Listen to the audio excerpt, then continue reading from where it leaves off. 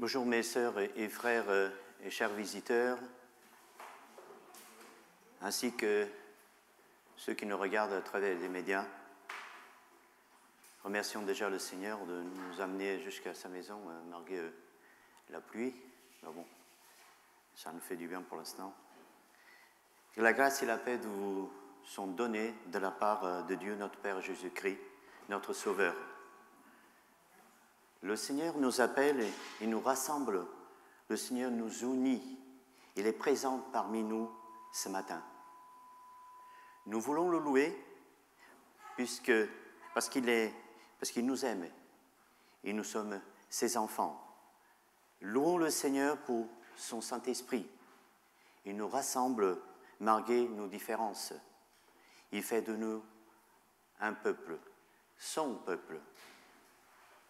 Remercions notre Père, il nous ressemble pour ce jour et ces moments mis à part pour l'écoute et la louange, en temps où par son Saint-Esprit nous apprenons à vivre en communion avec Jésus-Christ. Disons nos remerciements avec la prière.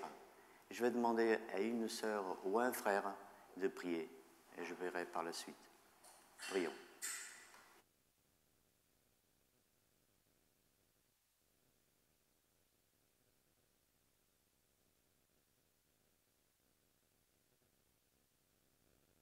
Pour le culte ici dans le monde entier. Merci parce que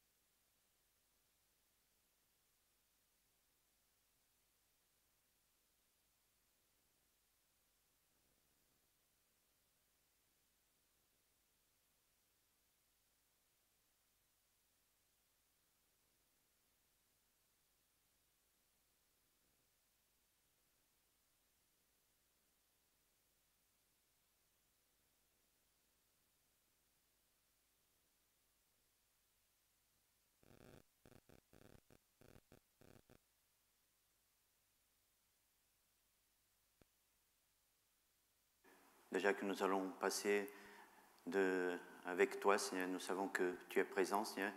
Et nous voulons déjà nous humilier devant toi, Seigneur. Nous voulons demander pardon pour nos fautes, nos manquements pendant toute cette semaine, Seigneur. Mais toi, tu es un Dieu d'amour, un Dieu de grâce, et tu nous pardonnes, Seigneur. Je te demande, Seigneur, de disposer nos cœurs ce matin, Seigneur. Nous sommes venus ici pour montrer notre gratitude, Seigneur, pour toutes tes bontés, tous tes bienfaits que tu nous donnes chaque jour, Seigneur. Malgré les hauts et les bas, Seigneur, nous savons que tu es là et nous voulons te faire confiance, Seigneur. Je te demande, Seigneur, que tu sois ici avec nous à Vitry, Seigneur, mais pas seulement dans le pays entier, Seigneur, que tu sois aussi avec tous ceux qui sont persécutés, Seigneur, à cause de ton nom, Seigneur, qui n'ont pas la même liberté que nous. Nous te demandons de les bénir, de les protéger, Seigneur. Et encore une fois, Seigneur, merci pour ces moments que nous allons passer ensemble, Seigneur, et que tu sois avec nous. Au nom de ton Fils Jésus, je te prie. Amen. Je vous invite, mes frères et sœurs, à ouvrir la parole de Dieu en Philippiens, chapitre 4, du verset 1 à 7. Philippiens 4, versets 1 à 7.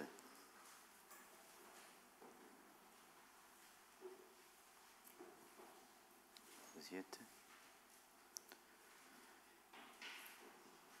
C'est pourquoi, frères bien-aimés, que je désire vivement revoir ma joie et ma couronne, demeurez ainsi ferme dans le Seigneur, mes bien-aimés. J'exhorte Saint-Tiche à avoir une même pensée dans le Seigneur. Et toi aussi, fidèle collègue, oui, je te demande de les aider, elles qui ont combattu côte à côte avec moi pour l'Évangile, avec Clément et mes autres compagnons d'œuvre, dont les noms sont dans le livre de la vie. Réjouissez-vous toujours dans le Seigneur. Je le répète, réjouissez-vous. Que votre douceur soit connue de tous les hommes. Le Seigneur est proche. Ne vous inquiétez de rien, mais en toute chose, par la prière et la supplication avec des actions de grâce, faites connaître à Dieu vos demandes. Et la paix de Dieu, qui surpasse toute intelligence, gardera vos cœurs et vos pensées en Christ Jésus. Amen. Ce chapitre, il nous parle d'amour, de joie, de paix, de se supporter mutuellement, de bonté, de fidélité, de douceur. Ce chapitre est très riche pour nous, les croyants. Mais sachons que ces recommandations données aux croyants de Philippe sont très importantes pour l'apôtre Paul, parce qu'il avait un lien très fort avec eux. Bien qu'assez pauvres, ils sont généreux avec les autres frères. Ils avaient à cœur d'aider Paul dans ses voyages. Cette lettre, on pouvait la décrire comme la lettre de la joie. La joie fait partie de cet épître. Et Paul répète ce qu'il a dit. Réjouissez-vous. Mais il ajoute toujours, en toutes circonstances, même les plus difficiles. Il dit aussi, dans le Seigneur. Si nous sommes attachés au Seigneur, nos joies sont sanctifiées par lui et nos peines adoucies, parce que nous les vivons avec lui. Au verset 5, il nous parle de douceur. C'est un des caractères du Seigneur. Et la douceur est une qualité appréciée par Dieu et reconnue de tous. Nous savons que le Seigneur est proche, de plus en plus. Alors, soyons doux. Au verset 6, il nous dit « Ne vous inquiétez pas ». Pas toujours facile, bien sûr. Nous avons souvent les pensées humaines et peu de confiance dans le Seigneur. Donc, nous perdons parfois la joie et la paix de Dieu. Mais que remède dans cet état d'esprit? C'est se tourner vers Dieu par la prière et lui parler en toutes occasions et de tous les détails de nos vies. Si nous accompagnons notre prière avec des actions de grâce, nous déposons ainsi nos fardeaux à ses pieds. Et nous aurons la paix de Dieu, cette paix que personne ne peut nous la donner, sauf Dieu. Si le chrétien se laisse remplir par le Saint-Esprit, il goûtera à la paix de Christ. Et en conclusion, je vous laisse 2 phrases. La première, soyez dans la joie. Et la deuxième, faisons confiance à Dieu.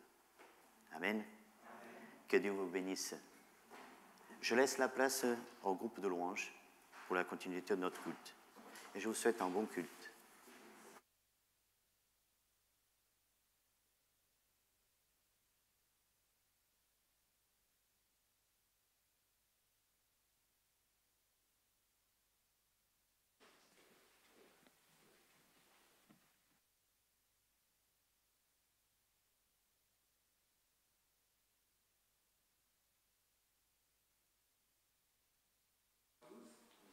Vous m'entendez bien? Merci Eduardo déjà pour ce temps de présidence qui nous invite à nous réjouir dans le Seigneur en toutes circonstances. Et en ce matin, le Seigneur nous invite dans sa maison. Est-ce que vous êtes dans la joie d'être dans sa présence en ce matin? Et avant de commencer cette louange, je voulais vous lire un petit commentaire sur lequel je suis tombé dans ma Bible qui dit: combien il est facile de sombrer dans le désespoir lorsque nous sommes dans une situation difficile. Comme les disciples, nous oublions souvent que si Dieu a pris soin de nous par le passé, il peut encore le faire aujourd'hui. En cas de difficulté, souvenons-nous de la manière dont Dieu nous a secourus autrefois et faisons-le confiance, il est fidèle. Donc aujourd'hui, dans nos situations difficiles peut-être, dans notre maladie, dans une attente d'une réponse peut-être. Certains attendent une réponse pour un travail, pour peu importe ce qu'on attend. Peut-être qu'on est dans une situation d'inquiétude, mais espérant sans cesse en celui qui est mort et ressuscité pour nous et qui nous a fait la promesse qu'il reviendra un jour nous chercher. Amen. On va vous inviter à vous lever ce matin pour chanter ce premier chant. Jésus, espoir des nations.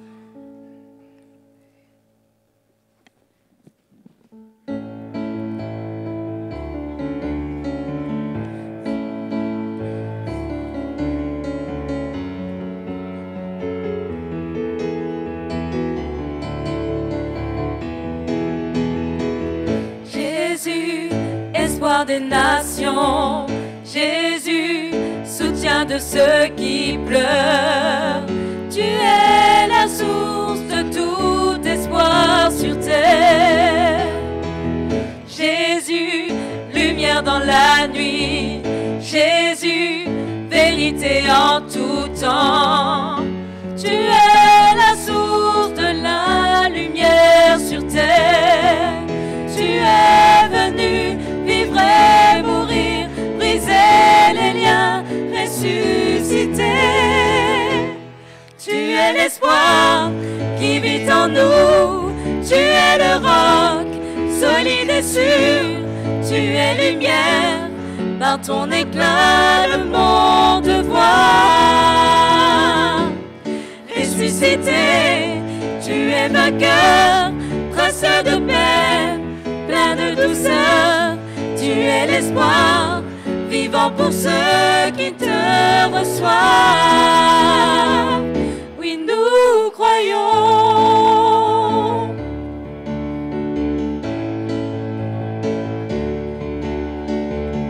Jésus, espoir des nations. Jésus, soutien de ceux qui pleurent. Tu es la source de tout espoir sur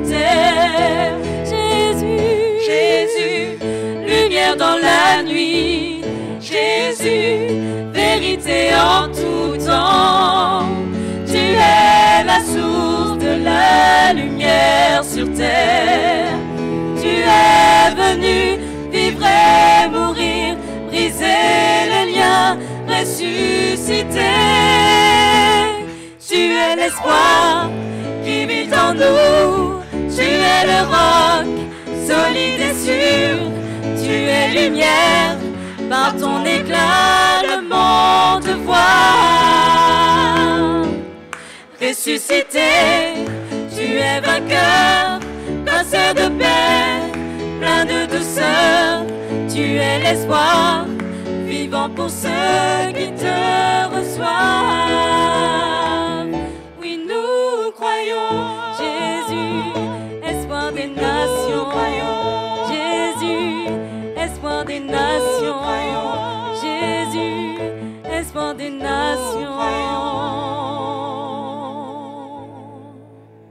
Jésus, espoir des nations. Amen. Et fixer nos regards sur Dieu, espérer en lui, c'est rechercher de plus en plus cette proximité avec lui. Être à son image, le refléter dans nos vies. Ce matin, on veut vous encourager par ce prochain chant à chercher à lui ressembler un peu plus chaque jour et à le remercier pour cet espoir qu'il met en nous. Chantons ce chant.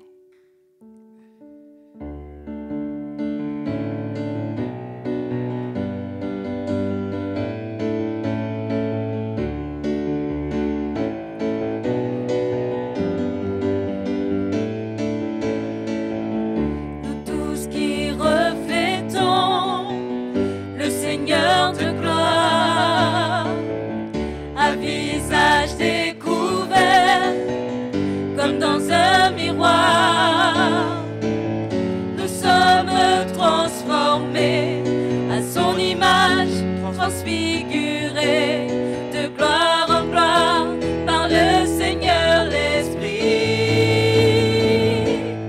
Tu es merveilleux, notre Dieu, notre Père. Tu es glorieux sur ton trône de lumière. Et tu resplendis dans ton palais de gloire. Sur ta beauté, nous fixons nos regards. Sur ta beauté, nous fixons nos regards. Nous tous qui reflétons le Seigneur de gloire, à visage découvert, comme dans un miroir. Nous sommes transformés à son image, transfigurés de gloire en gloire par le Seigneur l'Esprit. Tu es merveilleux, notre Dieu, notre Père.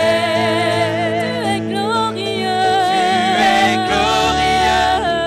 ton trône de lumière. Et tu resplendis dans ton palais de gloire. Sur ta beauté, nous fixons nos regards. Sur ta beauté, nous fixons nos regards. Sur ta beauté, nous fixons nos regards. Sur ta beauté, nous fixons nos regards.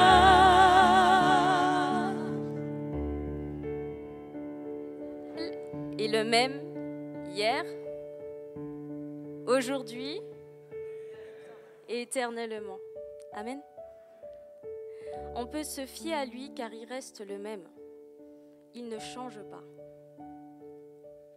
On peut garder espoir en lui car il demeure fidèle. Est-ce que vous êtes d'accord avec ça? Est-ce que vous êtes d'accord avec ça? Alors je vous invite à chanter ce chant: Dieu fidèle, tu ne changes pas. Éternel, mon rocher, ma paix. Chantons ensemble ce chant.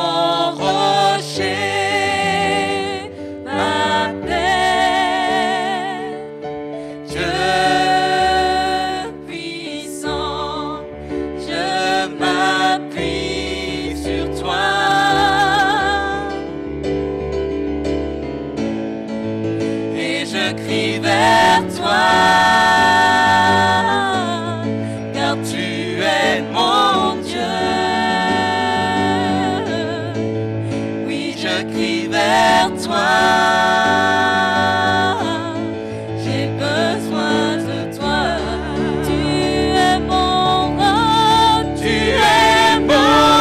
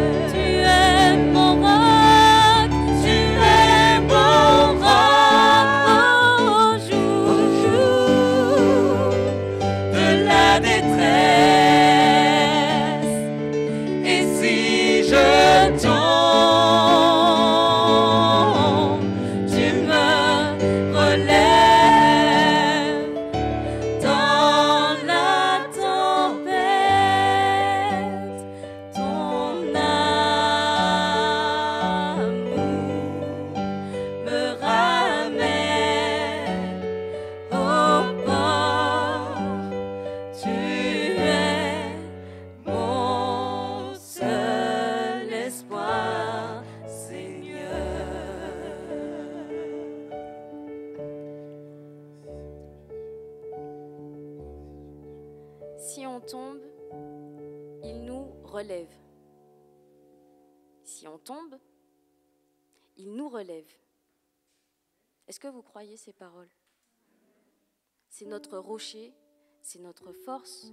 Et je vous invite vraiment à prier le Seigneur, à le remercier pour cette force qu'il nous donne, pour ce Dieu fidèle qu'il est et pour cet espoir qu'il nous apporte jour et nuit. Prions ensemble.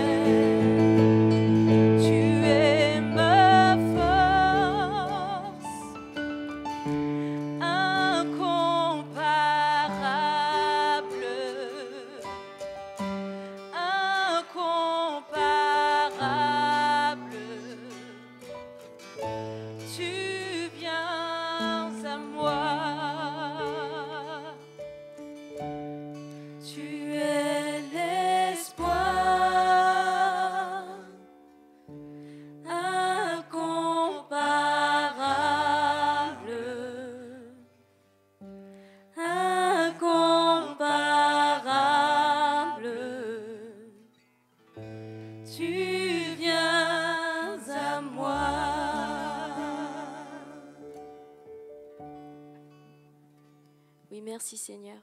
Merci parce que peu importe les circonstances, nos pleurs, nos doutes, Seigneur, notre secours est en toi. Qu'on soit dans la joie, qu'on soit dans la tristesse, qu'on pleure, qu'on rit, Seigneur, on avancera car notre espoir est en toi. Vraiment, Seigneur, merci pour cela. Mon secours est en toi.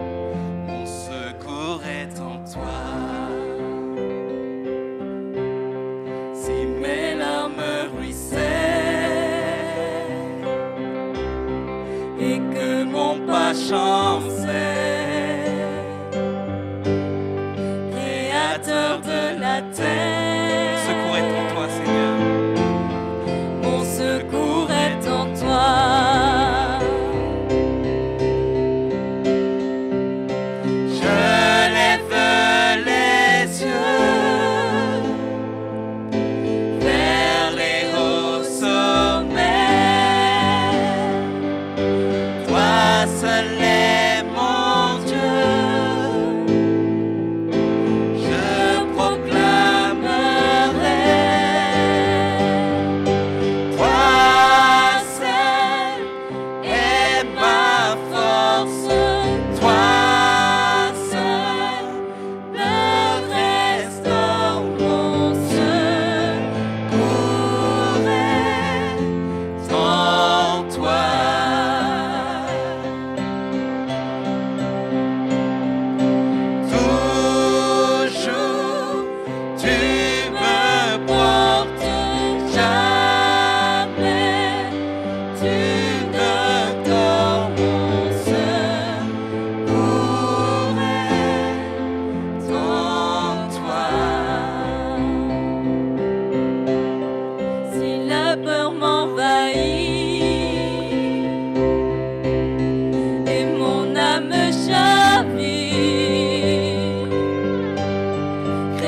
l'auteur de la vie. Mon secours est en toi.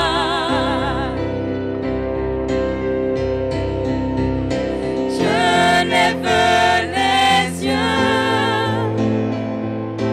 vers les hauts sommets. Toi seul est mon Dieu. Je proclamerai. Toi seul est ma force. Toi seul me restaure. Mon secours est en toi. Toujours tu me portes, Père. Toujours, tu me portes jamais. Tu ne dors, mon secours est en toi.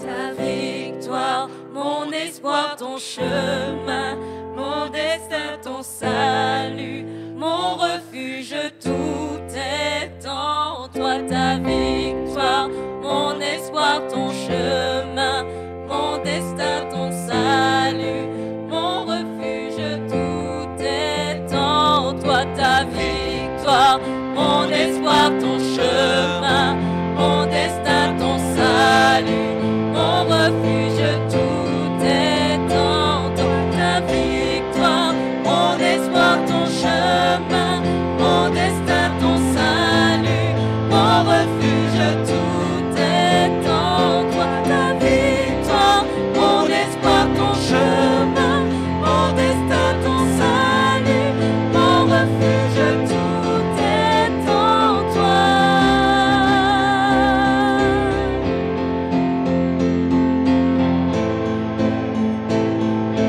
Tout est en toi.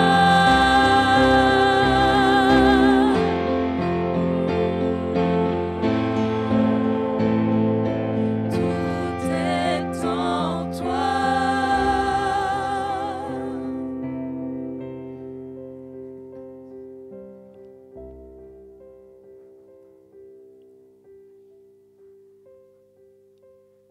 Amen.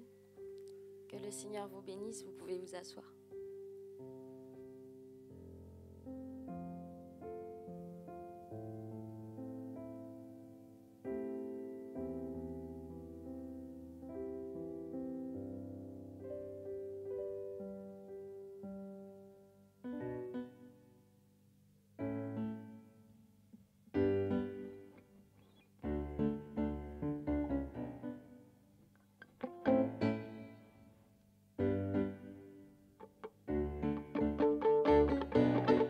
On vous invite à vous lever pour chanter ce beau chant avec nous.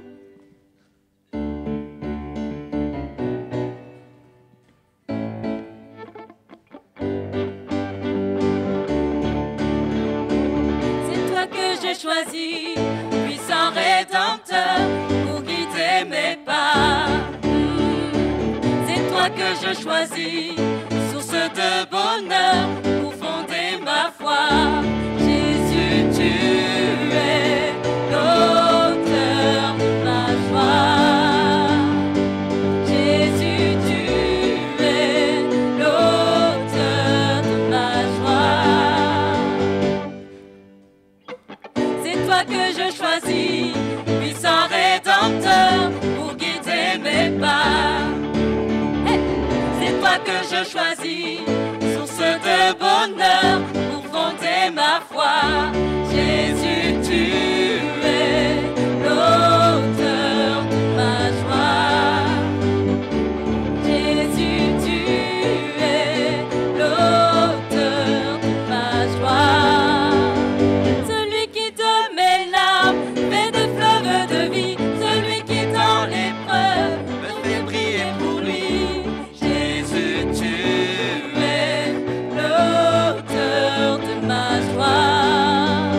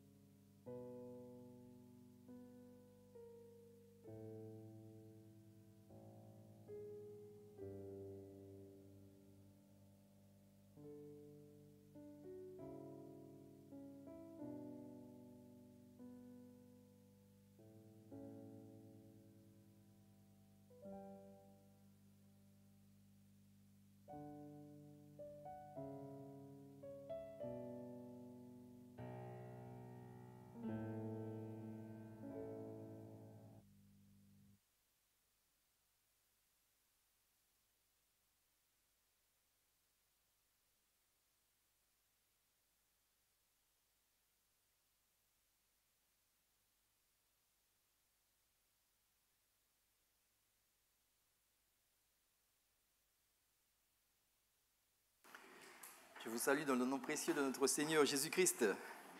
Il nous a déjà grandement bénis ce matin à travers cette présidence et ce temps de louange, ce Dieu vers lequel nous pouvons être comblés parce que nous l'avons chanté, nous l'avons dit, il est tout pour nous. Et il est aussi notre force, il est notre Dieu. Et c'est pourquoi je vous invite à la prière avant de commencer. Seigneur, viens ouvrir nos yeux pour que nous puissions contempler les merveilles de ta parole. Et par ton esprit, Seigneur, viens nous aider à comprendre, pour que nous puissions mettre en pratique pour nos vies ce que tu attends de nous. Vraiment, Seigneur, que toute la gloire te revienne en Jésus-Christ. Amen. Je vous invite à ouvrir la parole de Dieu, à lire avec moi ou à suivre avec moi. Ah, merci. Le texte qui se trouve dans l'Évangile selon Matthieu. Donc Matthieu 11, et nous allons lire les versets 25 à 30.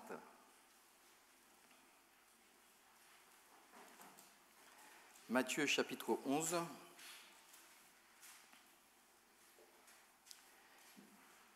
Versets 25 à 30. À ce moment-là, Jésus prit la parole et dit : Je te suis reconnaissant, Père, Seigneur du ciel et de la terre, de ce que tu as caché ces choses aux sages et aux intelligents et les as révélées aux enfants. Oui, Père, je te suis reconnaissant, car c'est ce que tu as voulu.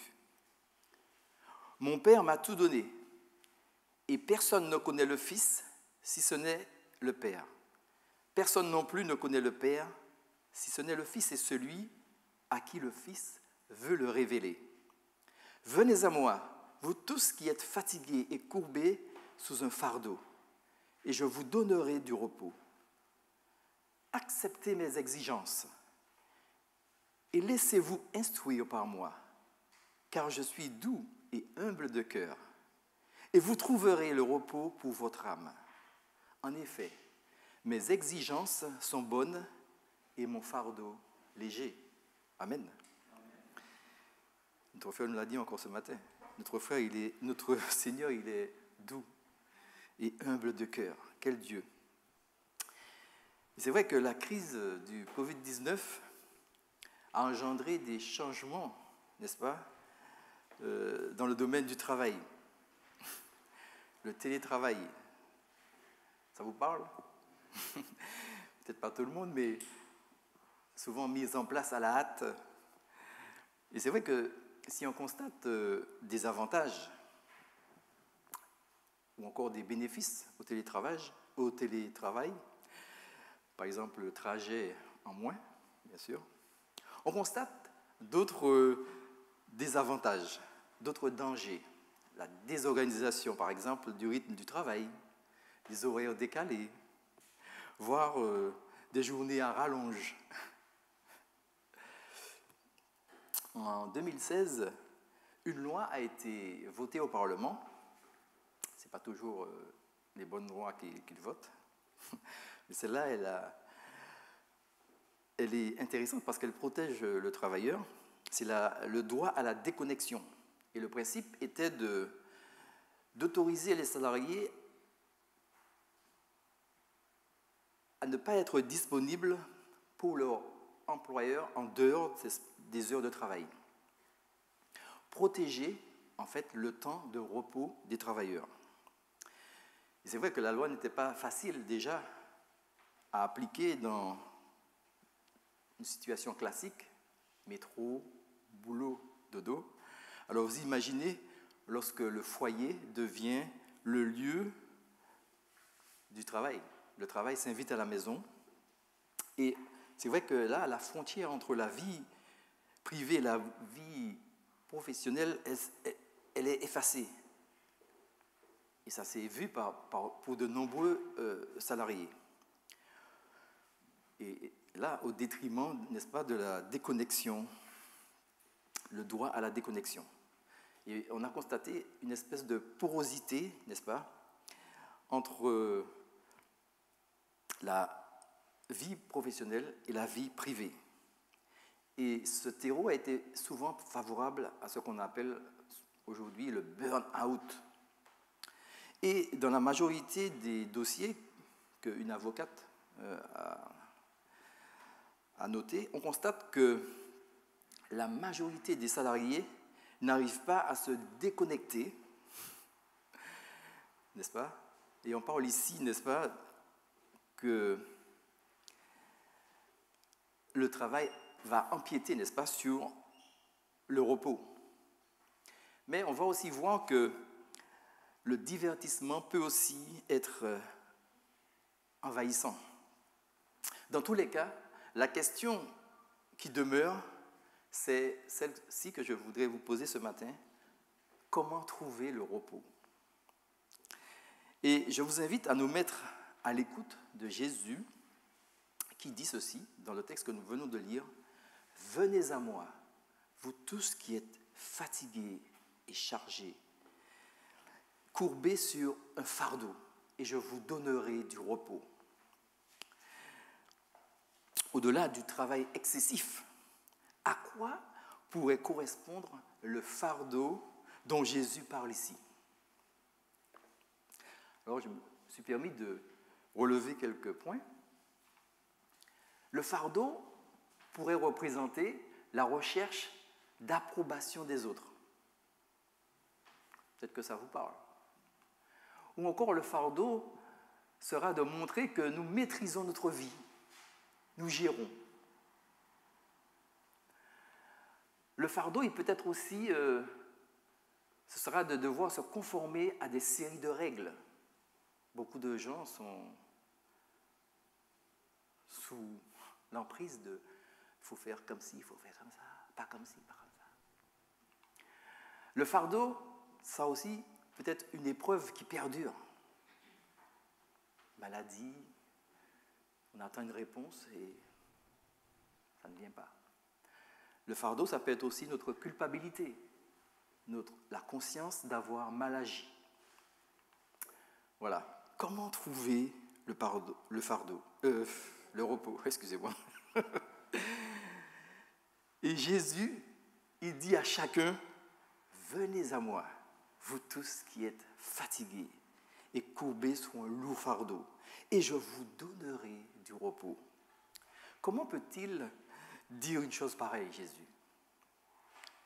Est-ce qu'il est fiable en disant ça, Jésus?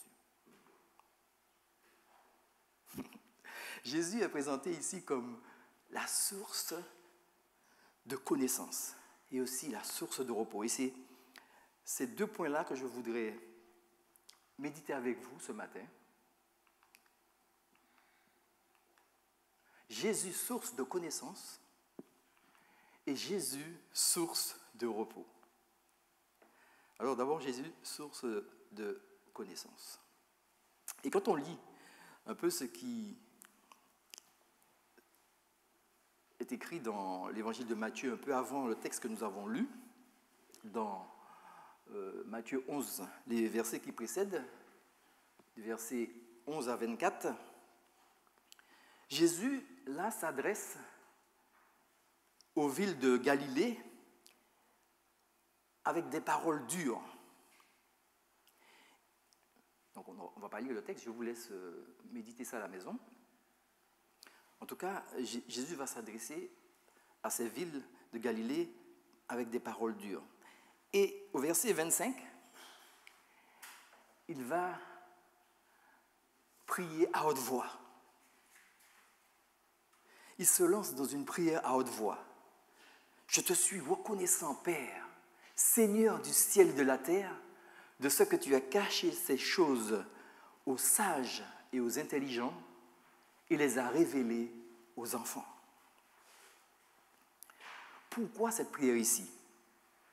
Et pourquoi cette reconnaissance au Père d'avoir caché ces choses aux sages et aux intelligents? Avec le chapitre 11 de Matthieu, nous sommes au début de la 3e grande section de l'évangile de Matthieu. Jésus, il a commencé à annoncer la bonne nouvelle du royaume au chapitre 4 de Matthieu, et les réactions ont été variées.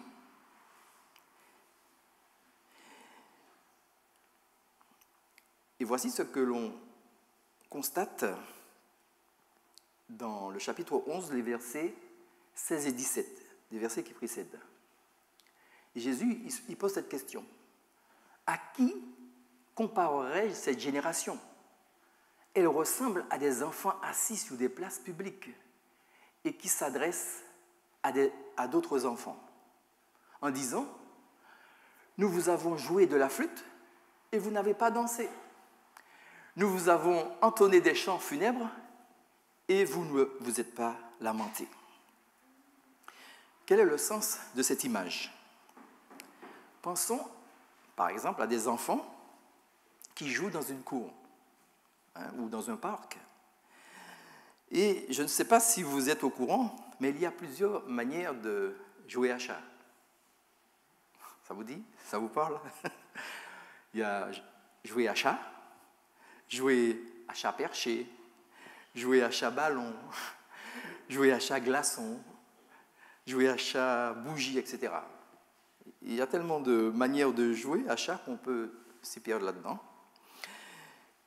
Alors imaginez la scène. Des enfants, un enfant par exemple qui propose à d'autres enfants à jouer à chat. Par exemple, hey oh, vous voulez jouer à chat glacé? Oh non. Et vous voulez jouer à chat ballon? Oh non. Oh non. Et tu veux jouer à chat? Ah non. Vous voyez la scène? Quoique, quelle que soit la proposition que fait cet enfant, les autres disent non. La réponse, elle est négative.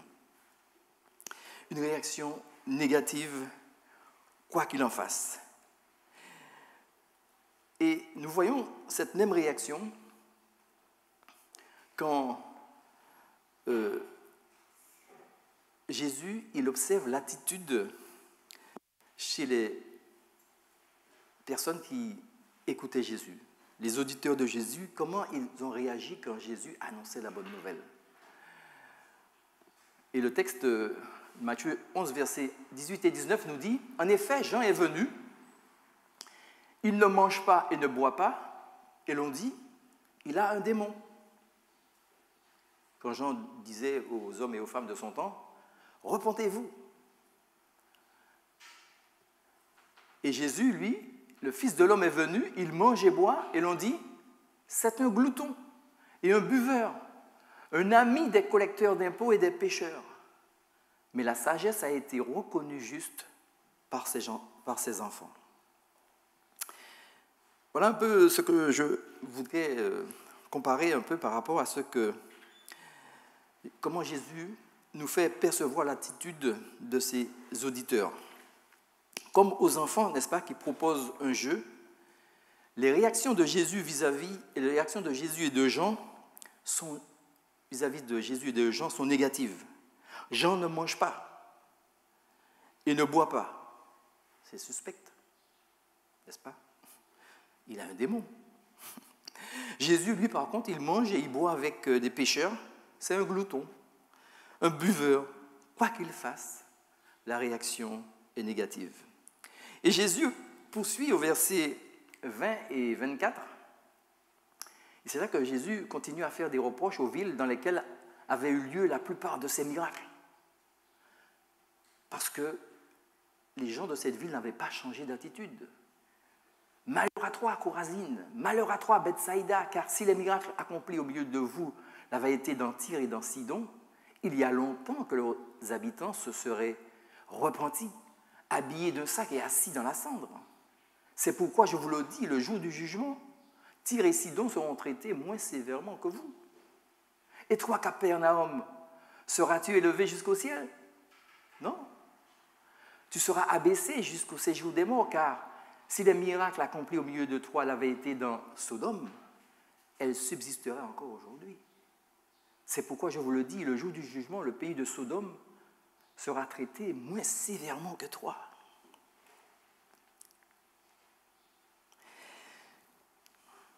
malgré que ces villes avaient entendu le message de Jésus, leur incrédulité est dénoncée, mais aussi leur orgueil. Ces villes pensent savoir assez au sujet de Dieu, de son royaume, et ne pas avoir besoin de Jésus. Et c'est là que Jésus exprime sa reconnaissance à son Père, comme un renversement qu'il opère, en révélant aux enfants plutôt qu'aux sages et aux intelligents, n'est-ce pas? Mon Père m'a tout donné, et personne ne connaît le Fils si ce n'est le Père. Personne non plus ne connaît le Père si ce n'est le Fils et celui à qui le Fils veut le révéler. Et c'est là, n'est-ce pas, si les sages et les intelligents sont ces villes-là, qui sont les enfants du chapitre 25? À quoi renvoie le fait d'être enfant ici? Ce qui caractérise les villes de Galilée, c'est la prétention de ne pas avoir besoin de Jésus. Aujourd'hui, notre monde a la prétention de ne pas avoir besoin de Jésus. Eh bien, pour les enfants, c'est l'inverse.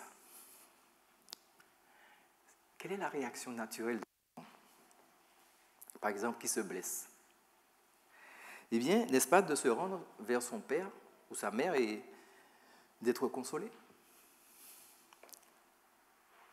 Si un enfant a faim, n'est-ce pas de demander à manger à ses parents? Un enfant en bas âge est dépendant de ses parents. Mais quant aux adultes, ils ont l'habitude de se débrouiller. Les enfants ici, c'est une manière de décrire ceux qui sont conscients de leurs besoins, de leur dépendance en Dieu. Et on revient à la question de tout à l'heure. Pourquoi Jésus a cet élan de reconnaissance? Pourquoi Jésus veut qu'on entende sa prière? Parce qu'il va prier à haute voix. Pour commencer, c'est vrai que la reconnaissance, c'est ce qui a manqué, n'est-ce pas, aux villes de Galilée, qui n'ont pas écouté Jésus.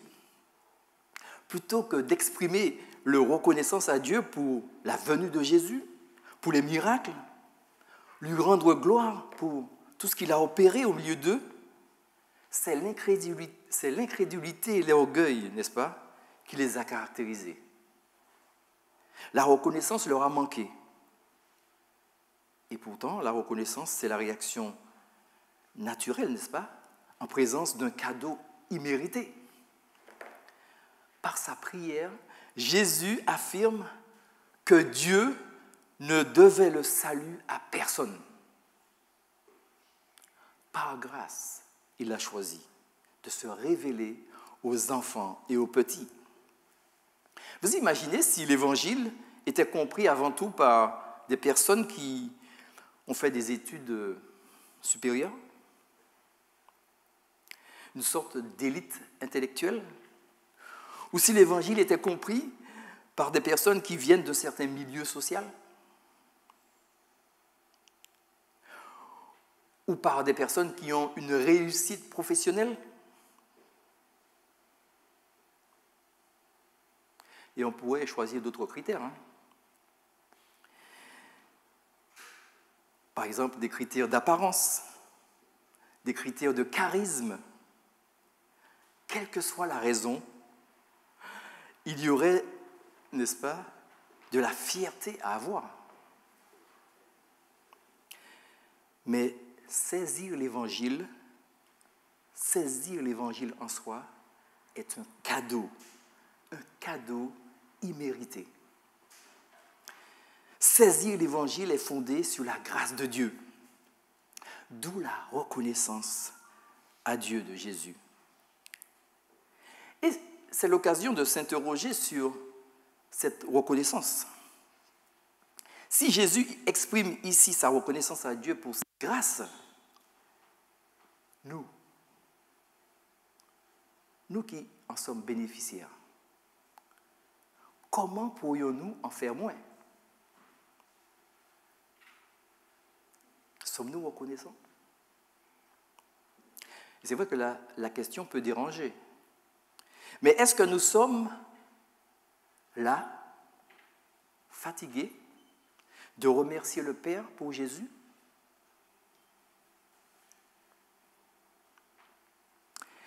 Est-ce que nous sommes passés à autre chose? Il y a d'autres choses dans la vie? Non? Est-ce qu'au fond, nous avons le sentiment que nous avons vraiment... Est-ce que nous avons vraiment le sentiment que nous avons besoin de lui? La prière de Jésus ici, à voix haute, rappelle que la grâce qui nous est faite est un cadeau. Un cadeau, frères et sœurs, chers amis. Quel cadeau!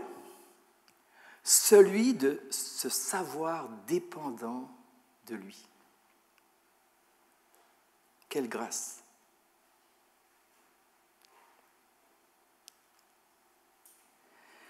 Et ce cadeau, c'est celui d'être au bénéfice de sa révélation, de connaître Dieu. C'est un cadeau. Et Jésus va poursuivre, justement en affirmant qu'il est le canal, n'est-ce pas? Le canal de cette connaissance. Mon Père m'a tout donné, et personne ne connaît le Fils si ce n'est le Père. Personne non plus ne connaît le Père si ce n'est le Fils et celui à qui il veut le révéler. C'est par Jésus que l'on peut connaître Dieu. Personne d'autre. Il n'y a aucun autre nom qui ait été donné parmi les hommes par lequel nous puissions être sauvés.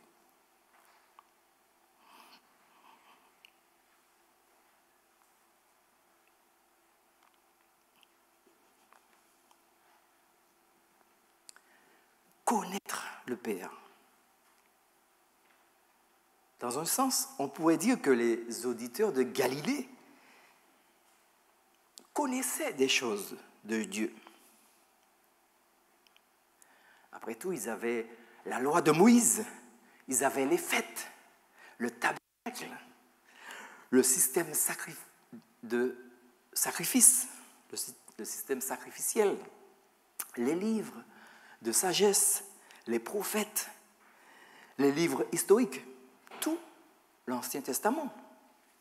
Ils avaient tout ça, n'est-ce pas? Mais Jésus affirme que le Père a tout donné au Fils. Jésus est l'accomplissement de tout l'Ancien Testament. Il est le prophète, comme Moïse. Il est le médiateur plus grand encore que Moïse. Il est le Messie annoncé. Il est l'agneau par excellence. Le grand prêtre par excellence. Il est le temple de Dieu. Il est la présence même de Dieu. Personne non plus ne connaît le Père si ce n'est le Fils et celui à qui le Fils veut le révéler. Il est la présence même de Dieu. Et c'est ce que Matthieu veut souligner tout au long de son évangile. Jésus est l'accomplissement des Écritures.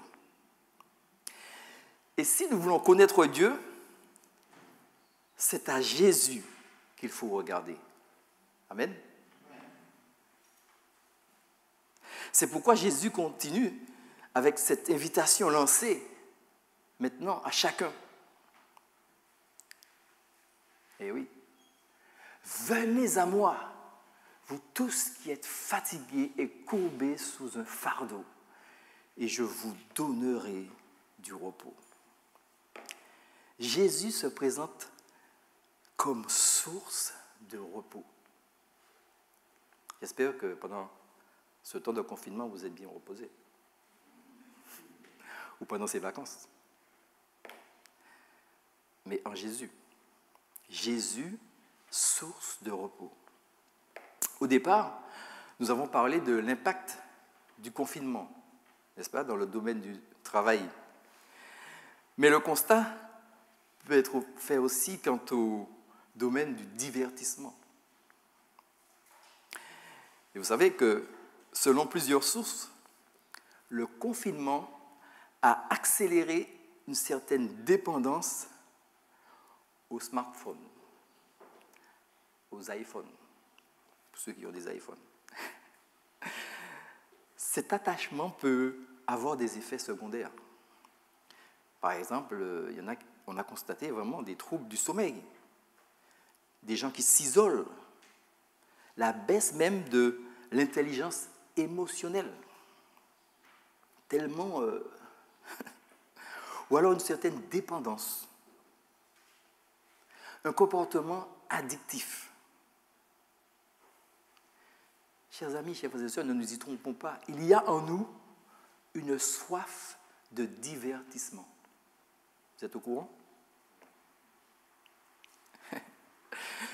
Bien avant l'arrivée du smartphone, Blaise Pascal pouvait parler du divertissement qui nous empêche de réfléchir à notre condition. Et voici ce qu'il écrivait. Tout le malheur de l'homme vient d'une seule chose, qui est de ne pas savoir demeurer au repos dans une chambre. Tout le malheur des hommes vient d'une seule chose, qui est de ne pas savoir demeurer au repos dans une chambre. Je vous rassure, je ne suis pas en train de vous encourager à un nouveau reconfinement. Ce n'est pas ça. C'était une manière pour lui d'évoquer la méditation.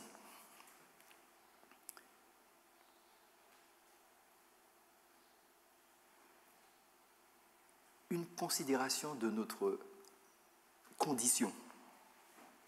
Selon Pascal, les humains sont tentés constamment de se tourner vers le divertissement pour ne pas penser à leurs conditions, pour ne pas entrer en soi. On préfère s'amuser, se balader, sortir, voyager. On n'a pas le temps de rentrer en soi. Comme une recherche constante, permanente de satisfaction. Ailleurs, dans les choses qui d'ailleurs ne durent pas. Ici, Jésus veut qu'on entende cet appel qui tient compte de notre condition et qui offre une vraie satisfaction. Jésus veut nous rendre conscients de nos fardeaux. Est-ce que vous êtes conscients de vos fardeaux?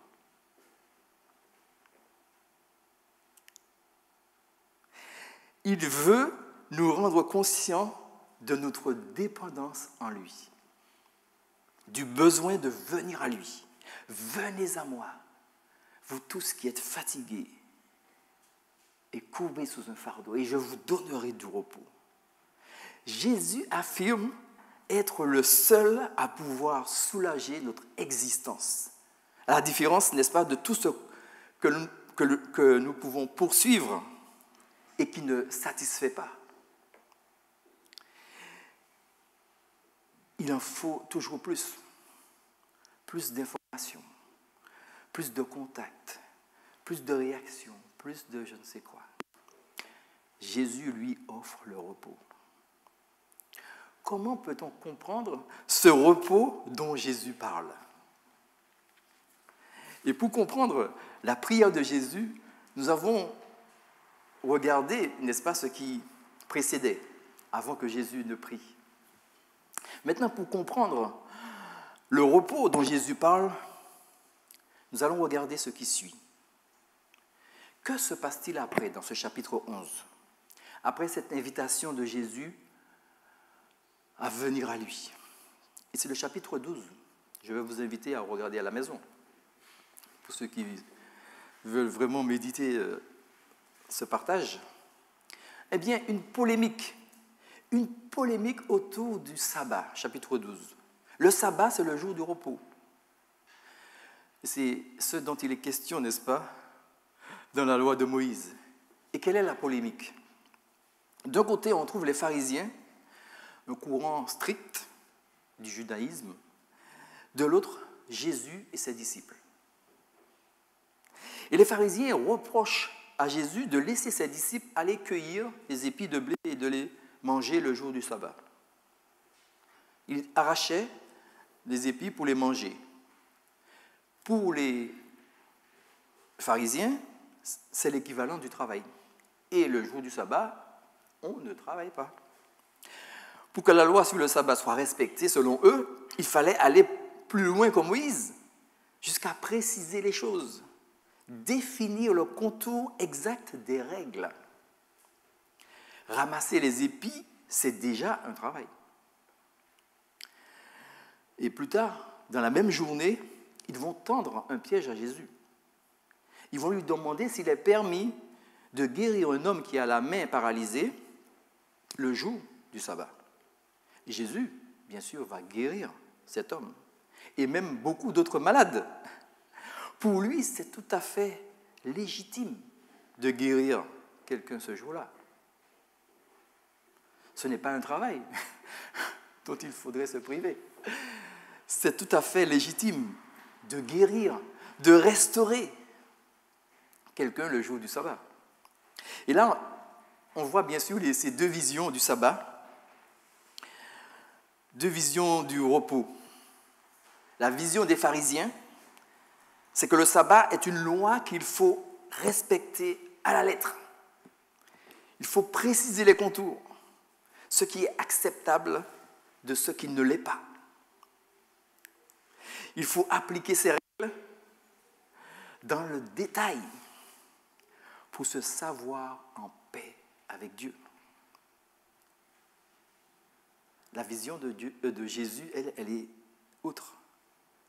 Parce que Jésus, c'est le maître du sabbat. Amen. Il est celui vers qui le sabbat pointe. Le sabbat qui restaure, qui donne le repos, celui qui guérit, celui qui rétablit, c'est Jésus.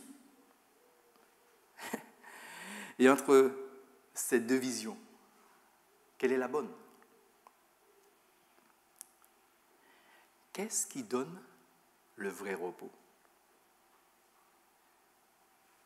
Qu'est-ce qui donne le vrai repos? La question nous est posée. Dans un sens, on pourrait dire que les pharisiens se reposent ce jour-là.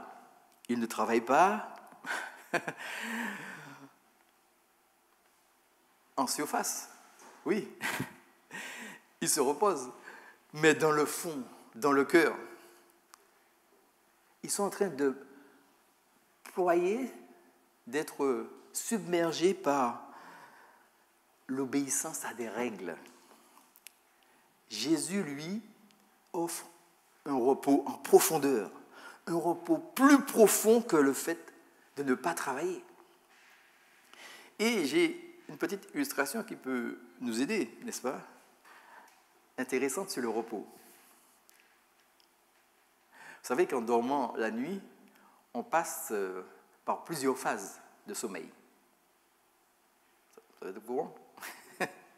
On ne dort pas d'un coup. Et on ne se réveille pas non plus d'un coup. Bon, ça peut arriver, mais bon. En général, on dort par plusieurs phases. Et apparemment, il y a 4 stades dans le sommeil. Mais on va se focaliser sur 2 d'entre eux. Le sommeil léger et le sommeil profond. Le sommeil léger, c'est celui qui dure le plus longtemps. Plus de 50% jusqu'à 60% ou plus. Le sommeil profond, lui, dure moins longtemps, entre 4 et 18%. Mais c'est le plus important. On peut avoir dormi longtemps d'un sommeil léger, c'est le sommeil profond qui va nous réparer, nous restaurer. C'est un peu pareil ici avec le sabbat. Oui, en surface, les pharisiens, ils respectent le sabbat. Ils ne travaillent pas, mais au fond d'eux, ils sont constamment en train de se conformer à des règles dans un labeur pour être acceptés par Dieu. Et non seulement ça, ils observent aussi les autres pour s'assurer que chacun aussi est sous le même fardeau, et des fois même un fardeau plus lourd que le leur. Jésus, lui, offre un repos en profondeur. Amen. Amen. Jésus offre un repos en profondeur, un repos réparateur. Parce que ce repos-là n'est pas basé sur notre capacité à vivre selon des règles définies. Il est basé sur l'œuvre de Jésus en notre faveur.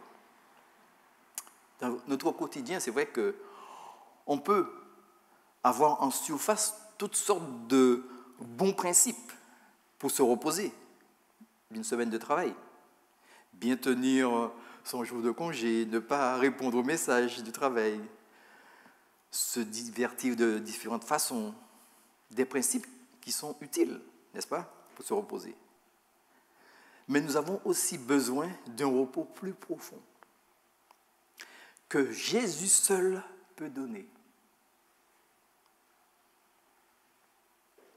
Nous avons besoin d'un repos qui affecte nos motivations dans tout ce que nous entreprenons.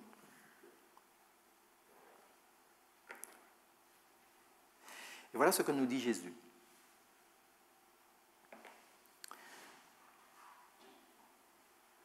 Jésus, il va parler d'exigence. Versets 29 et 30. Acceptez mes exigences et laissez-vous instruire par moi, car je suis doux et humble de cœur, et vous trouverez le repos de votre âme. En effet, mes exigences sont bonnes et mon fardeau léger. Amen.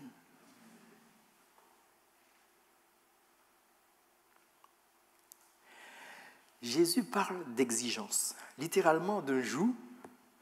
Un joug, c'est un bois, par exemple, qu'on mettait pour diriger les animaux, n'est-ce pas, dans le travail, ou le bétail quand il se déplaçait.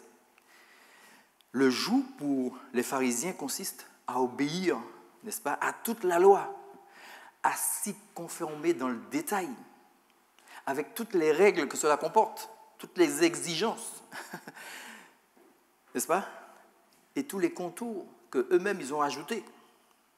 Il faut savoir exactement comment faire pour respecter scrupuleusement toutes les règles.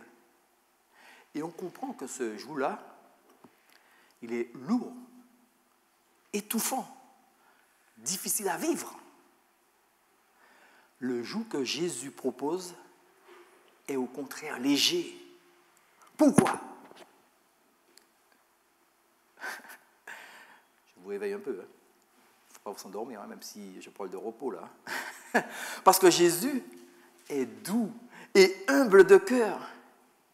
Il n'est pas un tyran qui nous regarde et qui saute sur la première occasion et puis il va nous dire avec condescendance, mais toi, il va nous condamner. À quoi ressemble la douceur de Jésus ? À quoi ressemble sa douceur ? Matthieu, en méditant ce que Jésus fait, cite une parole d'Ésaïe en fait. Et il voit en Jésus l'accomplissement de ce que Ésaïe disait. Donc je vous invite à lire le livre d'Ésaïe, si vous voulez méditer aussi cette parole. Jésus, le serviteur de l'Éternel. Ésaïe 42. Et que dit Ésaïe ? Il ne cassera pas le roseau abîmé. Il n'éteindra pas la mèche qui fume encore. Vous entendez la douceur de Jésus ? Vous la sentez ? Si nous reconnaissons notre faiblesse, notre besoin de Jésus, si nous reconnaissons notre péché, Il ne va pas sauter sur la première occasion pour nous condamner. Jésus a bel et bien des exigences. Et le sermon sur la montagne, au chapitre 5 à 7 de Matthieu, en témoigne. Jésus a des exigences. Mais ces exigences se comprennent et se vivent à la lumière du repos qu'il nous offre.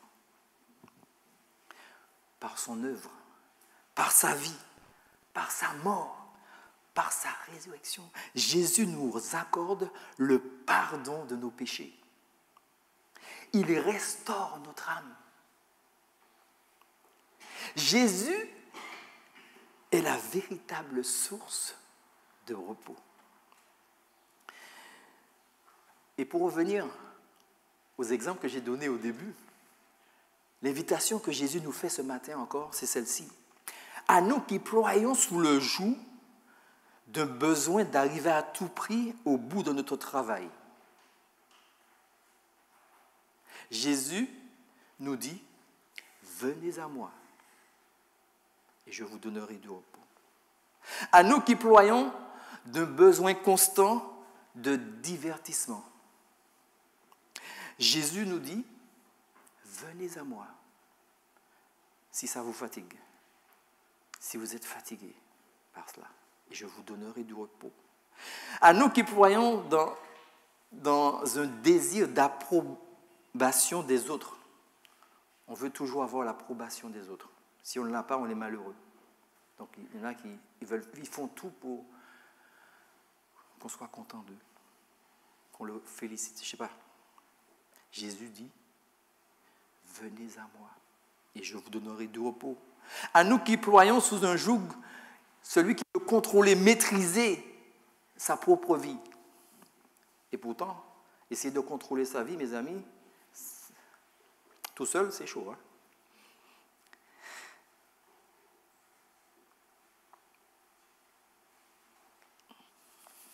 Jésus dit, venez à moi et je vous donnerai du repos.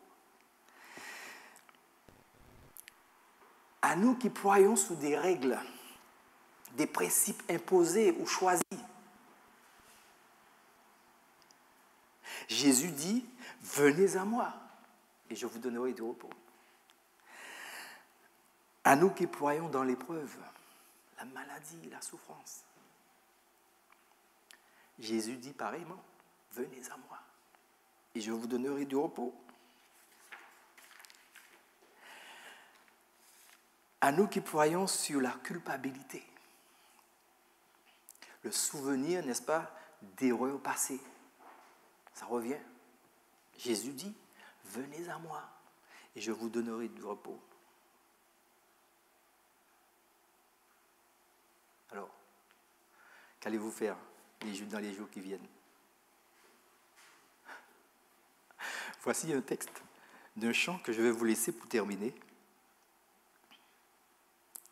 Vous connaissez ce verset, c'est pas un verset, c'est un chant qui a des paroles très fortes.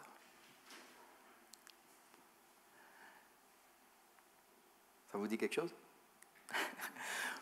Ô Jésus, je me repose. Vous connaissez ce chant? Écoutez les paroles de ce chant. Ô Jésus, je me repose sur ce que je sais de toi. Quelle merveilleuse chose! Ton amour pour moi. À moi, tu t'es fait connaître et ta divine beauté a transformé tout mon être pour l'éternité. Amen. Je vous invite à la prière. Oui, Seigneur, nous voulons venir à toi parce que tu nous accordes le repos. Tu es notre repos, Seigneur. Aide-nous à saisir la valeur de ce repos. Accorde-nous ce repos, Seigneur, en ton nom. À chacun ici présent, Seigneur. Tu connais les besoins de chacun. Nous te prions pour que tu nous donnes ce repos dans ta grâce. et que tu nous aides à te connaître comme tu es. Ce Dieu doux et humble de cœur. Ce Dieu qui ne va pas casser le roseau, ni éteindre la petite flamme. Ce Dieu d'amour. Merci Seigneur pour ta présence dans nos vies et que toute la gloire te revienne. Amen.